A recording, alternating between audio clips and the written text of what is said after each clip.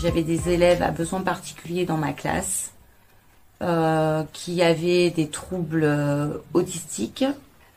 Ces deux enfants dans la classe me mettaient en difficulté et me mettaient en difficulté dans la gestion de ma classe, dans la gestion du quotidien, dans la gestion des ateliers, dans la gestion des autres élèves également. Je me suis beaucoup interrogée sur mes pratiques et comme je ne trouvais pas forcément de solution qui me convenait, j'ai sollicité les masses pour savoir si ensemble on pouvait faire peut-être un projet pour ces enfants-là et m'aider à les accueillir du mieux possible dans ma classe. Parce que c'était des enfants qui étaient capables de faire des crises et moi j'étais pas préparée à ça.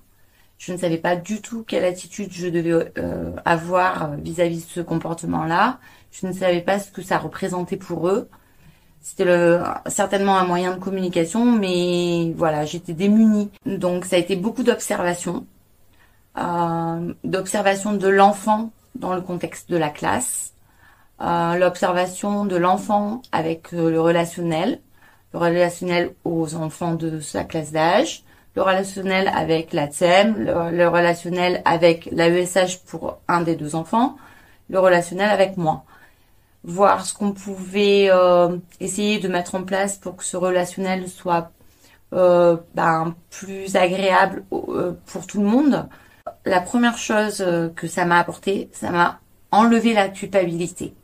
J'avais l'impression de mal faire avec ces enfants et le fait de m'entendre dire que tout ce que j'essayais de mettre en place dans ma classe, c'était déjà beaucoup et avec d'autres pistes, j'ai pu aussi corriger certaines choses ou améliorer, persévérer aussi.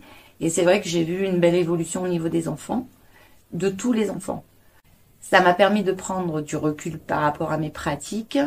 Ça m'a permis de prendre de la distance sur ce que j'étais capable de faire avec ces enfants et que je le faisais bien.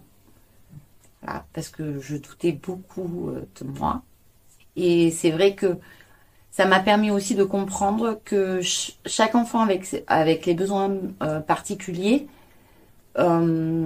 c'est pas parce que les masses m'a donné des pistes pour un enfant que je pourrais appliquer non plus les mêmes choses l'année d'après. Donc notre collaboration, elle ne se terminera pas, je pense, de sitôt, parce que je pense que je vais rencontrer d'autres difficultés et ces échanges-là sont très constructifs pour l'ensemble de l'équipe. C'est pas que pour l'enseignante. Moi, ça me permet aussi d'échanger avec mon AESH, d'échanger avec mon ATSEM, d'échanger avec mes collègues.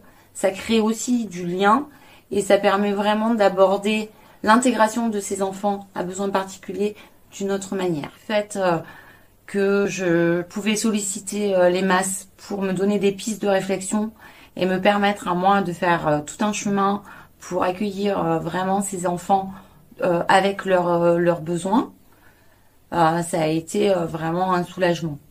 Je vois que ça a été nécessaire et bénéfique pour vous. Vital. Vital, voilà, Vous pouvez le dire.